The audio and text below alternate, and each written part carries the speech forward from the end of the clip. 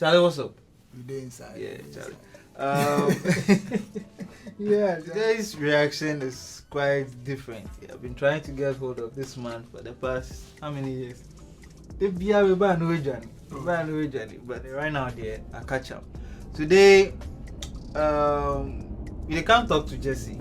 Yeah, so those who don't know Jesse Ackerson, yes. Some time ago, somebody say if I dey react, especially local this thing, I dey mention Jesse in name too much. You watch that reaction recently? No. And they talk say, oh, drummers way they learn song like they sing. I mention it. Somebody DM me say, I dey like you too much. I don't know. Say, gay things, I beg. You know be gay or you? No. Alright, so today I'm in the drum lab. Yeah. So I'm the manager actually.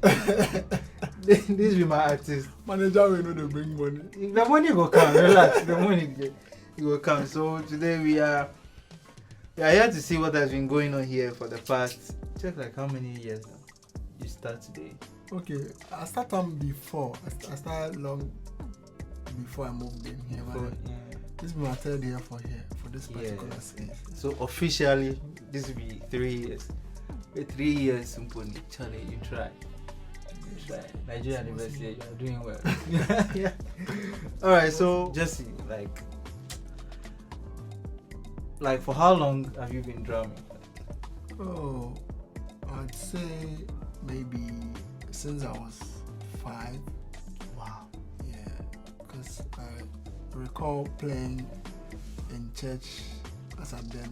We used to carry drums to the church and forth because, in term, you had to wake up early and all of that to be in church, to be able to set up and then, play, because whoever comes first is who's playing. That's it. So you carry the drum song? Yeah. Charlie?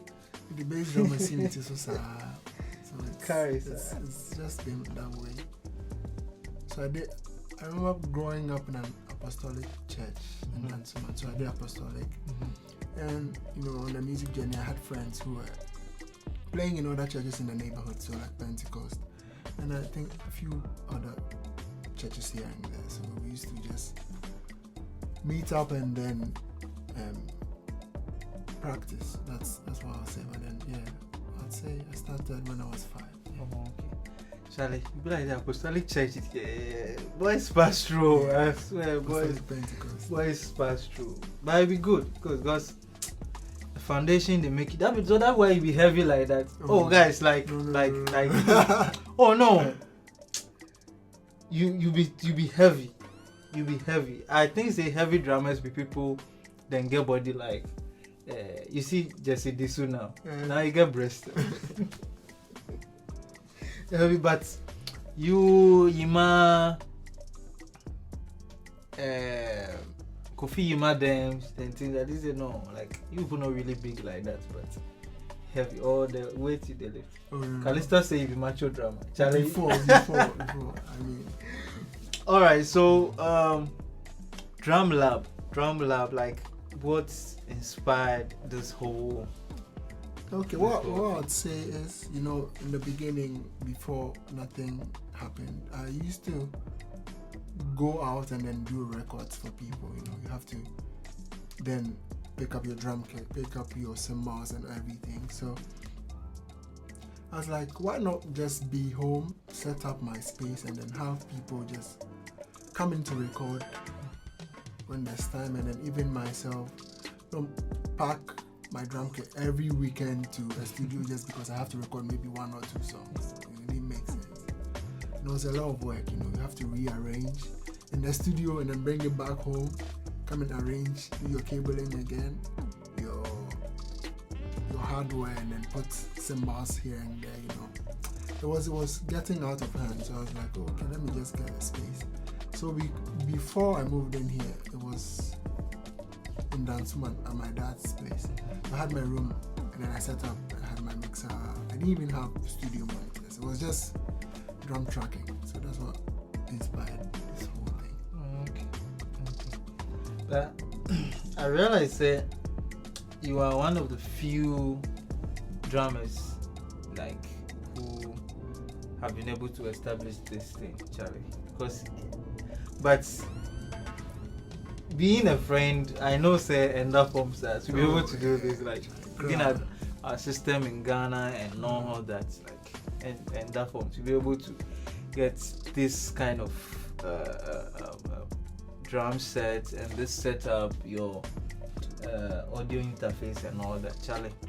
Before we go into the whole drum lab thing, I know that you've played with a lot of artists in Ghana. So can you tell us a few you've worked with and how the journey has been so far? Okay, so I'd say it's been good since day one, you know. So most people know me by Francis because I used to do a lot of gigs with Francis Amo. So my boss happened to be the drummer for Soul Winners. So through him, I think I've been able to work with even Soul Winners themselves on a couple of events, and then a few artists here and there, you know, Daughters, or just a few, CC Chum, and then other artists here and there. I've done Joe, but then it was a long time. It was just like administration. It was not really a gig. I've done, and then there are most artists that I've played for on the spot. You know, when you are just around the event and then they see you and then, oh, what about my bomber me, one of those things. Yeah, so if we are saying that respect to things like that, I've done a lot of gigs with so many artists, but then official working artists that I've actually spent time with aside stage and everything, I say Francis, and then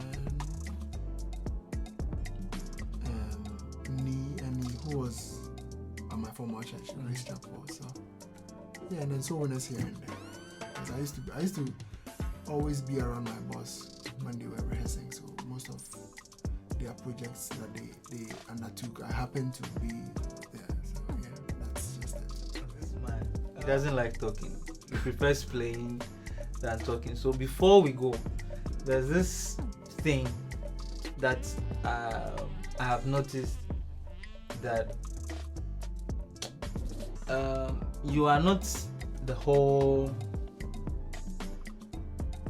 choppy kind of person. You are more of straight to the point, the groove, heavy. Then if you go play chop too, Charlie, you the cream. Why? Like why? I feel like it be wickedness. No, it be wickedness. So like, what be your secret? What be your routine? Like, is this something that you decided now, okay, this is the kind of person I want to be, or you to be part of the people that they think say as a drummer there you should be all over the place in the music or not? That thing, that conversation that has been going on amongst people, especially in Ghana. I don't know why boys for Ghana they like that conversation. So I just want to try be like them for now. Then find out your take on that. Okay, I think it's quite different if I'm playing with a band. If I'm playing with a band, maybe my church band, you won't see me do a lot of stuff, you know. And it's different, you know. I remember playing with Soul Winners back in the day. The first time I was called to do a gig with them. Most of their music doesn't require a lot of chops. It's just syncopations here and there, and then you have to be sure of where exactly it happens. You can't just play around the song like, you know, you are playing a cover or you are doing like just a drum, maybe clinic or something, you know. And then I was playing with elderly people who I looked up to when I was very, very young, like Uncle Sam, and then Mr. Abraham Lai, who's left us, and then, you know, Mr. Akufu, and then, you know, Kuku and the rest. Yeah, so it's just been that way. I mean, for me, I think every person is unique, but then you should just be sure of what you're playing, and then ask yourself that if you happen to be in the audience, let's say you're playing with a band in an event, you know, maybe out in an outside space, ask yourself that if you were to be in the audience, would you yourself be able to dance to what you're playing? Wow. Do you get what I'm saying? This question, hey, Charlie. Yeah, so that brings the balance. It's different if we are like one the guitar and then we say, okay, let's get you to do a solo. That is different. So